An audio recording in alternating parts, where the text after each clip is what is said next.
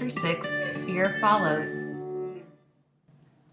What if somebody was watching me go with my dad? They could follow us all the way to Oregon. They can see me now and where I'm at. Fear was gleeful in planting those thoughts in his post, hoping to gain more territory in Grace's heart and mind. Alan put Grace's things in the trunk of the car. Grace took the back seat so she could lie down and sleep if she wanted to, and he started the long drive to Oregon. Alan had some windows down as he smoked his cigarettes. Grace was left with the sounds of the tires rolling along the road and air blowing through the windows, and of her thoughts, which nagged her relentlessly. They might have seen me go with my dad. The kidnapper has a blue or gray old truck. Who's around?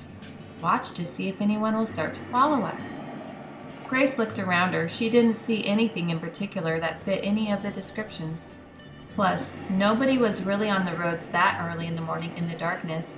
Grace was still a bit hyper-aware and nervously looking all around every road that they passed, making sure they weren't being followed, at the same time trying not to be obvious to her dad.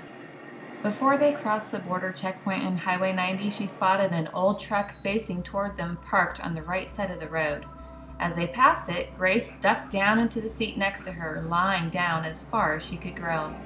Was that him? Did he hear that I was leaving and he's waiting for me? Did he see me? Does he know I'm in the car and going to follow us? Ugh, this is nonsense. Nobody could know that I was leaving town or who I'd be with. I didn't even know until a few hours ago. Grace really tried hard to combat Fear's lies. Fear won again, though. Grace lay awake and Fear whispered in her mind, "Make sure nobody can see you. Lie down and hide. Somebody might see you and follow you. They will find you in Oregon." Lying there awake, she could see the stars from that angle. It was actually quite beautiful, and she was glad to have something else to think about for a change. It didn't stop her from lying down and checking behind them every so often to make sure they weren't being followed. Eventually, she finally drifted back to sleep.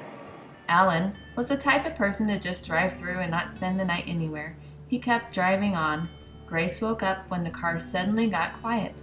It was bright morning. Alan got out of the car and pumped gas at a gas station. Grace ran her fingers through her hair to look presentable. She assumed they'd be going to use the restroom, get food and drinks too. She was right.